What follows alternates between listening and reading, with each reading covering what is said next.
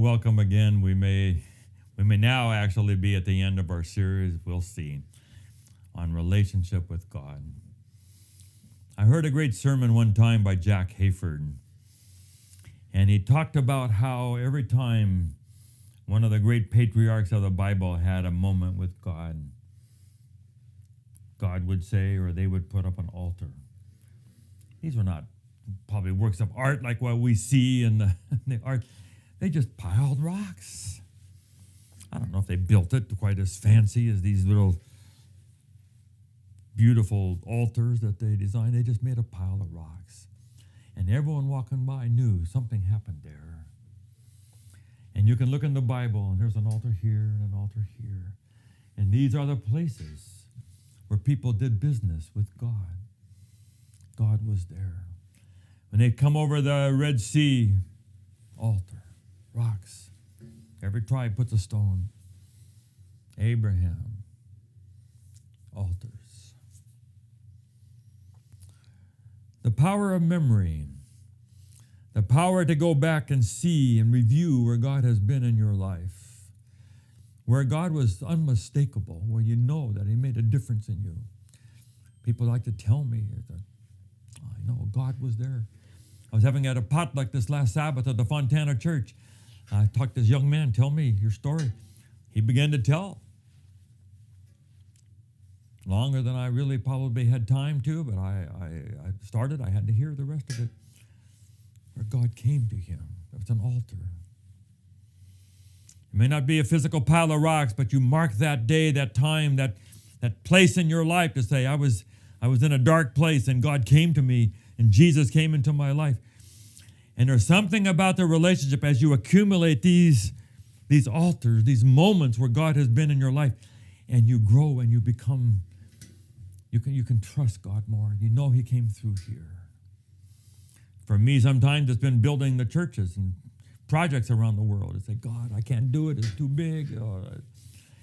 And then God does something. People come up to me and said, I just sold a house. Can I give you some money? You have a project right now. Yeah, I do. Sure, I do. And it keeps happening. And I have altars for those times. I say, okay, God, you did it then. You did it here. You got that boys' dorm done. Okay, maybe you can do the girls' dorm. God. I have had times when I didn't have a chance to get ready to speak. People came into me and said, Pastor Dan, can you come to my class right now and teach for my Bible class? You walk in and they say, okay, this is Pastor Dan, and you have to say something. And God gives it to me.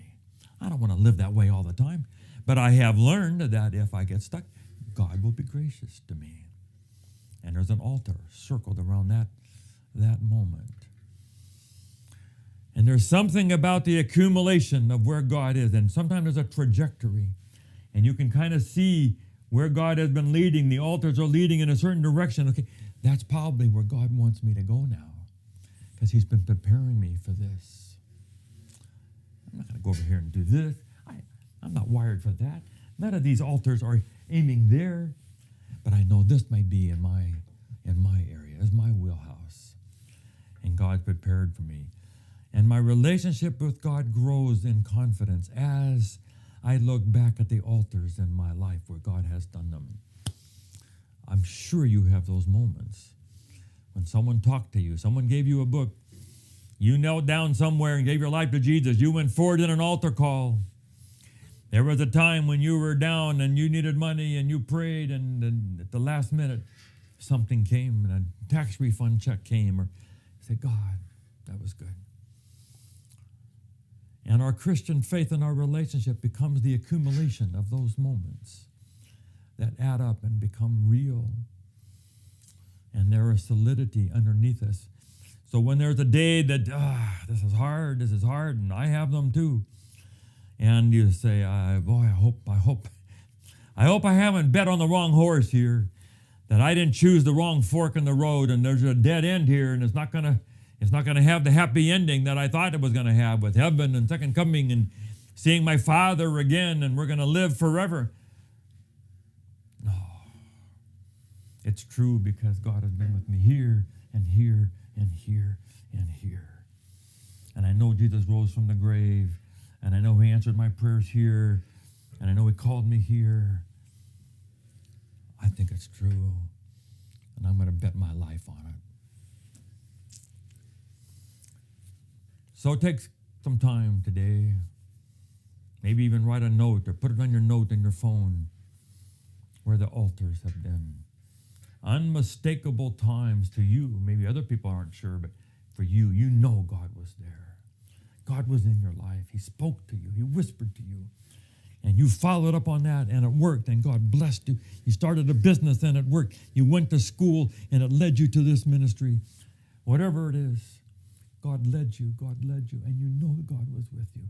And Jesus came into your life and turned you on, and you have been lit up since then.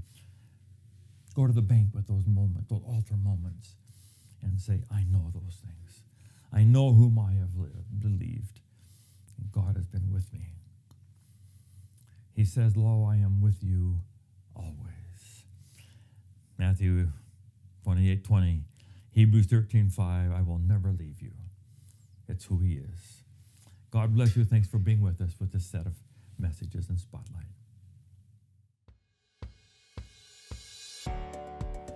Thank you for watching Spotlight. We're so excited about this. We hope that you'll subscribe and so you'll get all of them. And please just forward it on to others and tell other people about it. And let's just see what kind of an audience we can get for these messages of Spotlight. God bless you.